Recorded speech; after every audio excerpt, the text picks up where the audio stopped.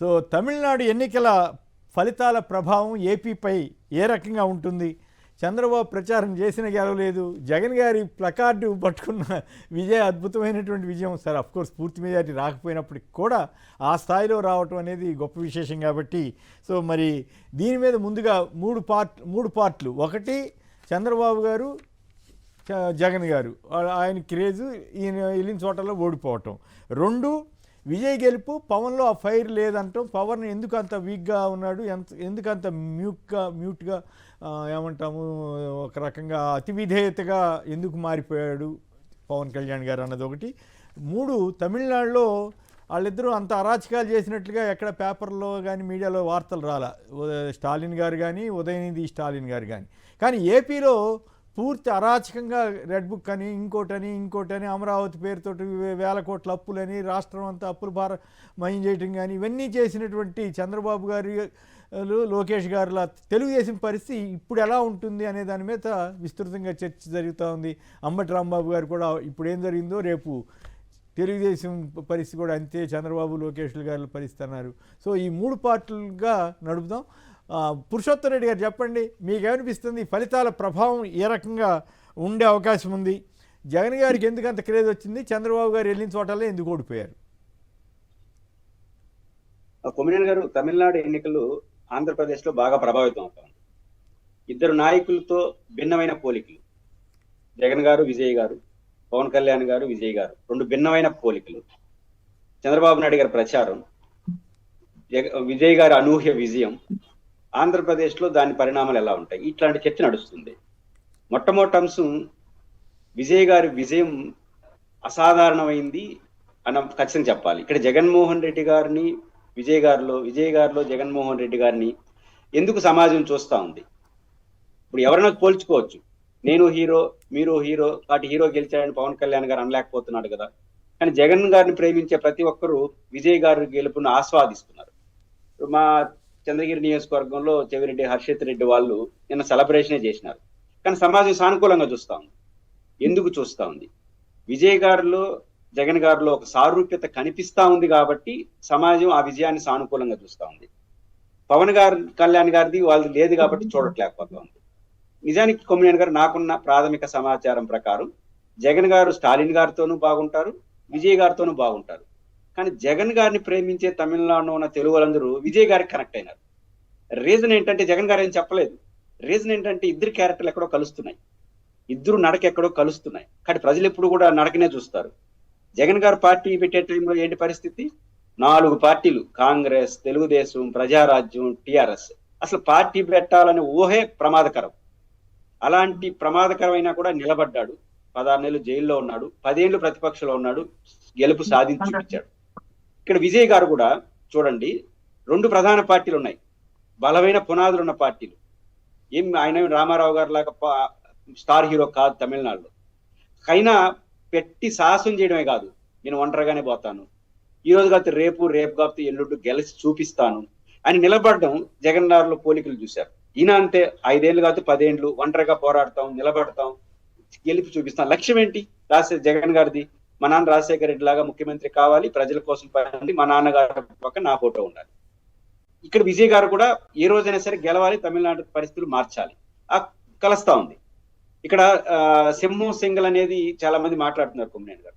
సింహం సింగల్ అంటే కేవలం ఒంటరిగా పోతామని పాక్షిక అర్థంతో చూస్తున్నారు. అది కరెక్ట్ కాదు. సింహం సింగల్ అనడంలో ఇద్దరు లాజిక్ నాకు అర్థమయ్యేది. ఒక నానుడు ఉంది, సింహం ఎండిగడ్డు మేస్తుందా అని. సింహం ఎప్పుడు ఏనుగు కుంభస్థలాన్ని కొట్టి ఆహారాన్ని తీసుకుంటుందంట, వేటాడుతుందంట. ముసిలి వలస అయిపోయిన తర్వాత అది వేటాడే శక్తి కోల్పోయినప్పుడు, ఆహారం కొరత వచ్చినప్పుడు ఎండిగడ్డి తినేదానికి సిద్ధపడకుండా మరణానికైనా సిద్ధపడుతుందంట.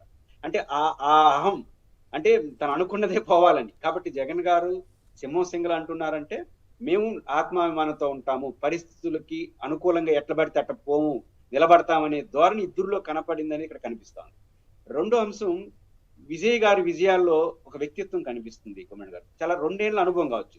ఇక్కడ జగన్ గారిని వాళ్ళు ఎందుకు పోల్చుకుంటారంటే, విజయ్ గారు ఎన్నికల సమయంలో వాళ్ళ భార్య ఎపిసోడ్ ముందుకు వచ్చింది, కుటుంబ సభ్యులను తీసుకొచ్చారు, త్రిసరా స్నేహం ముందుకు వచ్చింది. ఇట్లాంటివన్నీ ముందుకు వచ్చినప్పుడు ఇక్కడ జగన్ గారిని ఆయన డైరెక్ట్గా ఎదుర్కోకుండా కుటుంబ ఎట్లా ఆరోపిస్తే మనం చూస్తున్నాం. ఆయన ఎక్కడ వనకలా వెనకలా నిలబడ్డాడు. నా ఫ్రెండే త్రిష నిలబడతానన్నాడు. అంటే చాలా మంది రాజకీయ నాయకుల పరిస్థితులు అనుకూలంగా లేకపోతే రాజీ పడిపోతుంటారు, సాగిల పడిపోతుంటారు, వ్యక్తిత్వాన్ని చంపుకుంటారు. కానీ ఎక్కడ విజయ్ గారు అది చంపుకోకుండా ఈ రోజు రేపు గెలుస్తాం. మీకు నిన్న బాగా నచ్చింది విజయ్ గారు లాంటి కొమ్మినేని గారు ఒక అభిమాని, జగన్ అభిమాని ఫోటో ఇచ్చారు. ఇది చాలా చిన్నదిగా చాలా మంది చూస్తారు. అది ఆయన పరిణితి చెందిన గడ్స్ కనిపిస్తాయి. కొమ్మినేని గారు తమిళనాడులో తెలుగు వాళ్ళు ఉన్నారు, చంద్రబాబుని అభిమానించే వాళ్ళు ఉంటారు, పవన్ అభిమానించే వాళ్ళు ఉంటారు, జగన్ గారిని అభిమానించే వాళ్ళు ఉంటారు కదా. కానీ ఆ ఫోటో ఇచ్చినప్పుడు ఇంకొక రాజకీయ నాయకుడు ఏం చేస్తుంటాడంటే తీసి అభిమానంతో లోపల పెట్టేస్తుంటాడు. ఎందుకన్నా మంచిదే, ఈ టైంలో ఎన్నికల టైంలో ఆయన ఒక ఫోటో చూపిస్తే నేత ఓట్లు వేయరేమో అని భయపడతారు. కానీ నా కోసం ఒక అభిమాని వచ్చి ఫోటో ఇస్తే ఎవడు ఓట్లు వేస్తాడు, ఎవడ నా కోసం నిలబడడం కోసం నేను నిలబడాలి అని ఫోటో అందరికి చూపించినాడు. ఆ ఫోటో చూపించడం ద్వారా ఇతరులకి వాళ్ళకి రాంగ్ సిగ్నల్ అంటే దీని జగన్ ఫ్రెండ్ అయిపోయినట్టు అవుతుంది కదా. భయపడాలి. ఆయన నా కోసం నా జీవి దగ్గరకు వచ్చి మిగతా ఎవరు రానప్పుడు వచ్చిన అభిమానిని నేను గౌరవించాలని చూపించే సాహసం చాలా పెద్దది. అందువల్ల ఇట్లాంటి సాహసాలు చాలా విజయ్ చేశాడు నిజాయితీ కాబట్టి వాళ్ళు అంగీకరించారు. కాబట్టి ఆంధ్రప్రదేశ్ ప్రజలపైన కూడా పార్టీల పైన కూడా చాలా ప్రభావం చూపిస్తుంది కొమ్మినేని గారు. ఎందుకంటే ఈరోజు ఆంధ్రప్రదేశ్ లో కానీ ఎక్కడే కానీ మహామహులు పోటీ చేశారు డిఎంకే ఏఐడిఎంకేలో. కానీ ఒక సాధారణ ప్రజల్ని పెట్టి ప్రభుత్వ వ్యతిరేక ఓట్లని చీల్చకుండా చూసి నిలబడ్డారు చూడు, అది ఖచ్చితంగా గొప్ప. నా దృష్టిలో విజయ్ ఒక వ్యక్తిత్వం, ఒక పోరాట తత్వం ఖచ్చితంగా జగన్ గారిలో చాలా చూసుకున్నాడు. ఎందుకంటే పక్క రాష్ట్రం జరిగే పరిణామాల సంబంధం లేకుండా ఆయన వ్యవహరించడు కదా. జగన్ గారు నడక అవన్నీ చూసినప్పుడు నేను కూడా అటు నడిస్తే చరిత్రలో నిలబడతాను అని అనుకున్నాడు, నిలిచాడు. మహామహులు ఓడించి ఈరోజు చరిత్రలో నిలబడ్డాడు. ఈరోజు రాష్ట్రంలో అందరూ కూడా జగన్ గారిని విజయ్ గారిని పోల్చుకుంటా ఉంటే ఎవరు ఏమి కాదనలేని పరిస్థితి. ఎందుకంటే ఇద్దరులో ఆ పోలికలు ఉంది, ఇద్దరులో ఆ వ్యక్తిత్వం ఉంది. వాళ్ళపైన దాడులు కానీ వాళ్ళపైన విమర్శలు వచ్చినప్పుడు తాత్కాలిక ప్రయోజనాల కోసం లొంగిపోకుండా, ఈరోజు నాకు ఒక కష్టం వచ్చింది వెంటనే లొంగిపోవడం, లేదా ఒక ఇబ్బంది వచ్చింది నాయకుడితో రాజీ పడిపోవడం, పక్క వాళ్ళతో రాజీ పడిపోవడం ఎక్కడ చేయలే విజయ్ గారు. అది ఖచ్చితంగా ఇద్దరులో ఆ సారూప్యత ఉంది కాబట్టి పవన్ కళ్యాణ్ గారికి సంబంధించి పోలిక కరెక్ట్ కాదంట నేను. ఎందుకంటే ఆయన నడక ధైర్యంగా ముందుకెళ్ళింది, ఈ నడక రాజీ పడే నడక. 10 ఏళ్ల కాలంలో అన్ని పార్టీలతో పొత్తు పెట్టుకొని ఏదేదో మాట్లాడి ఇప్పుడు ఏం ఒంటరయ్యాడు. కానీ ఖచ్చితంగా పవన్ కళ్యాణ్ గారి మీద భవిష్యత్తులో తీవ్రమైన ఒత్తిడి ఉంటుంది. ఎందుకంటే నాకు తెలిసి మీరు అంగీకరిస్తారేమో అనుకుంటున్నాను, విజయ్ గారి కన్నా ఆంధ్రప్రదేశ్ లో పవన్ కళ్యాణ్ గారి పాపులారిటీ ఎక్కువ యాజ్ అ సినిమా హీరోగా. మరి ఆయన చేసిన సాహసం మీరెందుకు చేయలేదు? ఆంధ్రప్రదేశ్ లో 2 పార్టీలే కదా కొమ్మినేని గారు, చిత్తశుద్ధి ఉండాలి కదా. మీరు ఇప్పుడు దాకా చెప్పిన, మీరు ఇప్పుడు వరకు ఒక మాట అయితే నేను చెప్పాలి, చాలా చక్కగా విశ్లేషించారు, అర్థవంతమైనటువంటి రీతిలో మాట్లాడారు. ప్లస్ ఇప్పుడు కూడా పవన్ ఎవరి గురించి కూడా అభ్యంతరకరంగా లేకుండా చాలా చక్కగా విశ్లేషించినందుకు మీకు నా పక్షాన అభినందనలు తెలియజేస్తూనే, పవన్ కళ్యాణ్ గారిలో ఆ ధైర్యం కొరవడిందా లేకపోతే ఆ చిత్తశుద్ధి కొరవడిందా అన్న చర్చ కూడా జరుగుతుంది కదా. ఖచ్చితంగా కొమ్మినేని గారు ఇప్పుడు జగన్ గారితో పోల్చుకుంటే అందరూ ఎగిరి గంతులేస్తున్నారు. ఇంత రివర్స్ లో ఎందుకు పోలింగ్ చేసుకుంటున్నారు? ఎందుకంటే మీరు పార్టీ పెట్టుడు పెద్ద పెద్ద మాటలు మాట్లాడడం, ఆచరణలో ఏమీ చేయకపోవడం. ఇక్కడ రివర్స్ అవుతుంది. పవన్ కళ్యాణ్ గారు మాట్లాడినంత పెద్ద మాటలు ప్రపంచంలో ఎవరు మాట్లాడు. ఇప్పుడు డైరెక్ట్ గా చెగువేరా అంటాడు, మరుసటి రోజు సనాతన ధర్మం అంటాడు. ఇది ఉల్టా కదా. మనం ఇప్పుడు జగన్ గారైనా విజయ్ గారు చెప్పేదానికి దగ్గర, ఇప్పుడు విజయ్ గారు ఎక్కడైనా ఇంటర్నేషనల్ పాలిటిక్స్ ఏం మాట్లాడాల, ఆయన పెరియారు, రామస్వామి, నా తమిళం, నా ప్రజలు, ఇది తప్ప ఏం మాట్లాడాలి ఆయన. కానీ అడుగులు మాత్రం ప్రపంచంలోనే మెచ్చుకుని అడుగులు వేసినాడు. జగన్ గారు కూడా పెద్ద పెద్ద మాటలు ఎప్పుడు మాట్లాడు, అడుగులు మాత్రం గట్టిగా వేస్తాడు. ఇక్కడ విజయ్ గారు కూడా అదే చేసి, పవన్ కళ్యాణ్ గారిలో ఎందుకు పోలిక తేడా వస్తుందంటే, మీరు ఈ రోజు చెప్పిన దానికి రేపు ఇచ్చేదానికి ఉండనట్లేదు. పెద్ద పెద్ద విషయాలు చెప్తారు, అడుగులు మాత్రం చాలా బలహీనంగా వేస్తారు. పెద్ద మాటలు ఉంటాయి, అడుగులు మాత్రం రివర్స్ లో బలహీనంగా వేస్తారు. అందువల్ల ఎందుకంటే మంచి పాయింట్ చెప్పారండి. ఎందుకంటే గత ఎన్నికలకు ముందు 2024 ఎన్నికలకు ముందు చాలా మంది జనసేన శ్రేయోభిలాషులంతా కూడా కనీసం 50 సీట్లను అడగండి, 2 ఏళ్ళు సీఎం పదవి అడగండి, మీరు కాపు కమ్యూనిటీ తరఫున సీఎం అవుతాను అని మీరు హామీ ఇచ్చి ఉన్నారు, కనీసం అడగండి అంటే కూడా అడగలేకపోయారు కదా. చివరికి 20 సీట్లు అడిగి 20 సీట్లలో 10 సీట్లు టీడీపీ వాళ్ళ నుంచే తీసుకుని పెట్టి తద్వారా జనసేన కేడర్కి అన్యాయం చేసినట్లయింది కదా చివరికి. సరే, ఆయన ఇష్టం అనుకోండి, ఆయన పార్టీ ఆయన ఇష్టం. కొమ్మినేని గారు ఆయన ధైర్యం ఎక్కడ బలహీన పడతా ఉందంటే, కొన్ని సందర్భాల్లో ప్రతికూల పరిస్థితులు వస్తాయి రాజకీయాల్లో. 2 ప్రధాన పార్టీలు ఉన్నప్పుడు మనం గెలవడం కష్టం అనే అభిప్రాయం నేను వచ్చాడు, కొంత టైం పడుతుంది. కానీ జగన్ గారు పార్టీ పెట్టినప్పుడు 4 పార్టీలు ఉన్నాయి. మీకు మీతోనే ఒక ఇంటర్వ్యూ చేశాడు, ఇది ప్రస్తావించాలి. శ్రీకాంత్ రెడ్డి గారు ఎపిసోడ్ చెప్తూ, నా పరిస్థితి నాకే అర్థం కాలేదు శ్రీకాంత్, ఇప్పుడు ఎందుకు వస్తావు, నేను నిలబడినప్పుడు మీ ఇంటర్వ్యూలోనే.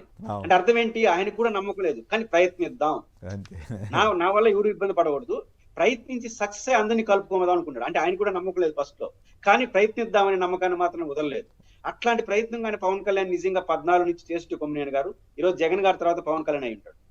14 నుంచి ఆయన జగన్ మార్గాన్ని అందుకే తెలివిగా చంద్రబాబు గారు ఏమంటున్నారు విన్నారు కదా, నేను పవన్ ఉన్నట్లే శ్రేణులు సఖ్యంగా ఉండాలంటున్నారు. అంటే పవన్ కళ్యాణ్ గారి లాగా ఎప్పుడు అట్లా విధేయతగా ఉంటే బాగానే ఉంటుందని మిగతా జనసేన వాళ్ళకి కూడా ఆయన ఇండైరెక్ట్ గా చెబుతున్నట్ల లేకపోతే తెలుగుదేశం వాళ్ళకి చెబుతున్నట్లు. ఈ విషయంలో చంద్రబాబు గారిని తప్పట సంస్థల ఆయన 15 ఏళ్ళు నీతో ఉంటానంటే ఎవడొద్దు అంటారు. ఆయన చంద్రబాబు అడిగారు 15 ఏళ్ళు ఉంటారని, ఆయనకై నువ్వు 15 ఏళ్ళు ముఖ్యమంత్రి ఉన్నట్టు వద్దని ఊరు అంటారు. కాబట్టి ఉండమని అడుగుతున్నాడు. ఆయన తప్పే ఉంది నిజంగానే. కానీ పవన్ కళ్యాణ్ గారిని ఆ రకంగా అట్రాక్ట్ చేయగలిగి జనసేనకి పరువు పోయినా పర్వాలేదు, జనసేన కొట్టినా పర్వాలేదు, కార్యకర్తలను కొట్టినా పర్వాలేదు, మీరు పడి ఉండాలి అని చెప్పే స్థాయికి పవన్ కళ్యాణ్ గారిని తీసుకురాగలిగాడంటే అది చంద్రబాబు గారి గొప్పదనం అనుకోవాలి. పవన్ కళ్యాణ్ అభిమానులకి బాధ కలగవచ్చు, కానీ బాధ కలిగి లోపల మదన పడిపోవచ్చు, కానీ చంద్రబాబు గారి దగ్గర ఆ స్థాయిలో ఉండగలిగే పరిస్థితి తీసుకురావడం చంద్రబాబు గారి గొప్పతనమే. పవన్ కళ్యాణ్ గారి వీక్నెస్ ఏంటో మనం చెప్పలేం. కానీ బట్ రైట్, శేఖర్ గారు చెప్పండి, ఈ ప్రభావం ఎట్లా ఉంటుంది పవన్ కళ్యాణ్ గారి ఇష్యూలో? పవన్ కళ్యాణ్ గారికి విజయ్ గారికి వచ్చిన పోలిక, పాపం పవన్లో ఫైర్ లేకుండా పోయిందని జనసేన వాళ్ళు బాధపడుతున్నారంట. మరోవైపు ఏమో చంద్రబాబు గారు పవన్ కళ్యాణ్ గారిని మాదిరిగానే పార్టీ వాళ్ళంతా కూడా ఉండాలని ఆయన సూచిస్తున్నారు. మీరేమంటారు? సార్, ఇంతకుముందు మీరు మాట్లాడిన మాటకు ఒక చిన్న కొనసాగింపు వచ్చి తర్వాత దీనికి వస్తాను సార్. ఎలా కొడుతున్నా సరే సమర్థిస్తూనే ఉంటాడు పవన్ కళ్యాణ్ గారు అన్నారు సార్. సార్ కొడుతున్నా లేదు, ఆయనే చెప్పాడు మనం పడి ఉండాలి అన్నట్లుగా. అదే సార్, అదే భరించాలి సార్. తెలుగుదేశం పార్టీ వాళ్ళు పాపం జనసేన వాళ్ళని ఎంత నీచాతి నీచంగా చూసినా సరే పడి ఉండాలి సార్. పొరపాటున బయటకు వచ్చి మాట్లాడితే వాళ్ళని సస్పెండ్ చేస్తారు సార్ పవన్ కళ్యాణ్. అంతలా మ్యానిపులేట్ చేస్తున్నారు సార్ చంద్రబాబు. అంతవరకు చంద్రబాబు గారి యొక్క గొప్పతనాన్ని చంద్రబాబు నాయుడు గారిని మెచ్చుకోవాలి సార్, మెచ్చుకోవాల్సింది ఏ మాట చంద్రబాబు. ఇక విజయ్ గారి గెలుపుకు సార్ ముందుగా 49-50 సంవత్సరాలు తమిళ రాజకీయాలను శాసించిన 2 ఉద్దండ పార్టీల్ని ఓడించి అధికారంలోకి వచ్చినటువంటి సింగిల్ గా సార్, మళ్ళీ చెప్తున్నాం, సింగిల్ గా ఓడించి అధికారంలోకి వచ్చినటువంటి విజయ్ గారికి వైఎస్ఆర్ కాంగ్రెస్ పార్టీ తరఫున హృదయపూర్వక శుభాకాంక్షలు తెలియజేస్తా ఉన్నారు సార్. ఇక్కడ మనం ఆలోచించాల్సిన విషయం ఏంటి సార్, అందరూ పోలుస్తా ఉన్నారు. సో విజయ్ అనే ఒక వ్యక్తి రాజకీయాల్లోకి రాకముందు నుంచే వాళ్ళ ఫ్యాన్స్ ని తీసుకొచ్చాడు సార్. వాళ్ళ ఫ్యాన్స్ ని సామాజిక అవసరాల కోసం ముందుగా వాడారు సార్. ఎక్కడ ఏ ఇబ్బంది జరిగినా, ప్రకృతి విపత్తు వచ్చినా, తుఫాన్లు వచ్చినా, ఏమొచ్చినా విజయ్ ఫ్యాన్స్ వస్తారా అనేలా వాళ్ళ ఫ్యాన్స్ ని తయారు చేశారు సార్. తర్వాత పంచాయతీ ఎలక్షన్స్ లో విజయ్ ఫ్యాన్స్ నిలబెట్టి గెలిపించుకున్నారు సార్. పార్టీ సింబల్ లేకుండా, ఆయన వచ్చి ప్రచారం చేయకుండా ఎక్కడ. తర్వాత పార్టీ పెట్టి 2 ఏళ్ళు అవుతుంది సార్. ఈ 2 ఏళ్లలో నేను ఒక ఇంటర్వ్యూ చూశాను సార్. అర్జున్ అధర్వా అని చెప్పేసి విల్లుపురం నుంచి పోటీ చేశారు సార్. ఈ టీవీకే పార్టీ నుంచే పోటీ చేసి గెలిచినటువంటి అర్జున్ అధర్వా అనే అతను ఒక ఇంటర్వ్యూ దాదాపు 20-25 రోజుల క్రితం అనుకుంటా సార్ నేను చూసాను సార్ ఇంటర్వ్యూ. ఆ ఇంటర్వ్యూలో వెరీ క్లియర్ గా చెప్పారు సార్. మేము టీవీకి అందరం కూడా సమావేశమైనప్పుడు ఆయన ఒకే మాట చెప్పారండి సార్, మనం జగన్ గారి లాగా వెళ్దాం, జగన్ గారి లాగే పోరాటం చేద్దాం, జగన్ గారి లాగే సింగిల్ గా ఉందాం, జగన్ గారి లాగే ఏవైతే ప్రజలకు ఉపయోగపడే హామీలు ఇద్దాం, జగన్ గారి లాగే ఇచ్చిన హామీలను నిలబెట్టుకునే విధంగా ప్రయత్నం చేద్దాం, ఫాలో అవుదాం, ఖచ్చితంగా సక్సెస్ అవుతాం అని చెప్పినట్టుగా. అంటే ఈ పాయింట్ లో నాకు కొంత డిఫరెన్స్ ఆఫ్ ఒపీనియన్ ఉంది. ఆయన వాగ్దానాలు ఎన్ని చూస్తే మిగతా పార్టీ జగన్ గారి సాధ్యమైనంత వరకు ఆచరణ చేసి చూపించారు, కానీ విజయ్ గారు ఆ మేరకు చేయగలుగుతారా లేదా అన్నది అయితే నాకు ఇప్పటికైతే అది భవిష్యత్తు కాలం నిర్ణయిస్తుంది. ఎస్, కాకపోతే సార్ విజయ్ గారిలో బాగా నచ్చిన అంశం ఒకటి సార్, ఎక్కడ కులభావం తెచ్చుకోమని, అది ఇంపార్టెంట్. కులాలను రెచ్చగొట్టలేదు సార్, మత ప్రస్తావన తీసుకొచ్చి మతాలను రెచ్చగొట్టలేదు సార్, ప్రాంతాల ప్రస్తావన తీసుకురాలేదు సార్. మీరందరూ మీ ఫ్యాన్స్ ఎవరైతే ఉన్నారో, సో మనకి క్యాడర్ లేదు, డబ్బు లేదు, పోల్ మేనేజ్మెంట్ చేయలేము, నేను కొద్ది రోజులు చెగోవెరా అని లేదు, కొద్ది రోజులు పెరియార్ అని లేదు, కొద్ది రోజులు ఏదైతే మన సనాతన ధర్మం అని లేదు సార్. ఇలా ఏమీ అనకుండా అతను జెన్జీ సార్. ఇప్పుడు 25% ఆఫ్ ఓటింగ్ జెన్జీ యువతది ఉంది సార్. వాళ్ళు ఇంపాక్ట్ క్రియేట్ చేసేటువంటి యువత. ఆ యువతకి నమ్మకం కలిగించాడు సార్, ఆ యువతలో ధైర్యం నింపాడు, ఖచ్చితంగా గెలిచాడు సార్. అయితే ఇక్కడ ఒక పాయింట్, మళ్ళీ టైం తక్కువ ఉంటుంది చెప్పండి. చంద్రబాబు అక్కడ స్టాలిన్ ఉదయనిధి స్టాలిన్ వాళ్ళు ఏమో అరాచకాలు చేసినట్లు ప్రత్యర్థి రాజకీయ పార్టీలను వేధించినట్లు రెడ్ బుక్ గోళ ఏమీ లేవు. అయినా వ్యక్తిగతంగా ఉదయనిధి గెలిచి ఉండొచ్చు, స్టాలిన్ ఓడిపోయి ఉండొచ్చు. బట్ డిఎంకే ఓటమికి వాళ్ళిద్దరే బాధ్యులు కదా, కుటుంబ పాలన అనండి, తండ్రి కొడుకుల పాలన. కానీ ఇక్కడ ఏపీలో పరిస్థితి అంత చాలా దారుణంగా ఉంది కదా. రెడ్ బుక్ అంటూ మా ఇష్టం 99 పైసలకే ఇస్తాం, నా ఇష్టం అంటాం, అరాచకాలకి అయాస్ అంటూ ఎదురు. ఇప్పుడు మొన్న రాయచోట్లో పాపం హత్యాయత్నానికి గురైన వ్యక్తి ఆసుపత్రి ఉంటే అతని మీద కేసులు పెట్టడం, అప్పుడు అట్లాగే సాల్మన్ అతని మీద కేసులు పెట్టి ఇట్లాంటి అరాచకాలు ఏపీలో జరుగుతున్నాయి కదా. ఇప్పుడు ఎట్లా ఉంటుందని మీరు అనుకుంటున్నారు? సార్ వాస్తవంగా చెప్పాలంటే డిఎంకే పార్టీ తమిళనాడులో చాలా డెవలప్మెంట్ చేసిన పరిస్థితి కూడా మనం చూసాం సార్. రెగ్యులర్ గా చెన్నై విజిటర్ సార్, మేము నెల్లూరుకు చెందిన వాళ్ళ చెన్నైతో మాకు బాగా తక్కువ ఉంది, 2 నిమిషాలు ఒక నిమిషం కంప్లీట్. సార్ చెన్నై అనేది కూడా బాగా డెవలప్ చేశారు, తమిళనాడుని డెవలప్ చేశారు. కాకపోతే కొన్ని సంఘటనల వల్ల వాళ్ళు ఓడిపోయారు సార్. కానీ ఆంధ్రప్రదేశ్ లో 3,36,000 కోట్ల రూపాయలు అప్పు చేసి ఏం చేశారో తెలియదు. ఫీజు రియంబర్స్మెంట్ లేదు, రైతు భరోసా సరిగా అందట్లేదు, రైతుకు మద్దతు ధర అందట్లేదు, ఆరోగ్యశ్రీ అందట్లేదు. ఇంకో వైపు చూస్తే రెడ్ బుక్ అరాచకాలు. గ్రామాల్లో ఎక్కడ ఒక స్కూల్ బాగు చేసింది లేదు, ఒక మెడికల్ కాలేజ్ కట్టింది లేదు, ఒక పోర్ట్ కట్టింది లేదు, ఫిషింగ్ హార్బర్ కట్టింది లేదు, ఒక ఆసుపత్రి కట్టింది లేదు. మరి ఇంత దారుణంగా అప్పు చేసి ఒకవైపు రెడ్ బుక్ అరాచకాలు, ఒకవైపు ఆర్థిక విధ్వంసం, మరోవైపు చూస్తే సామాజికంగా కూడా ఎక్కడ డెవలప్మెంట్ అనేది లేకుండా వీళ్ళ పరిస్థితి ఎలా ఉంటుందో భవిష్యత్తు నిన్న చంద్రబాబు నాయుడు గారికి భయం మొదలైనట్టుంది సార్.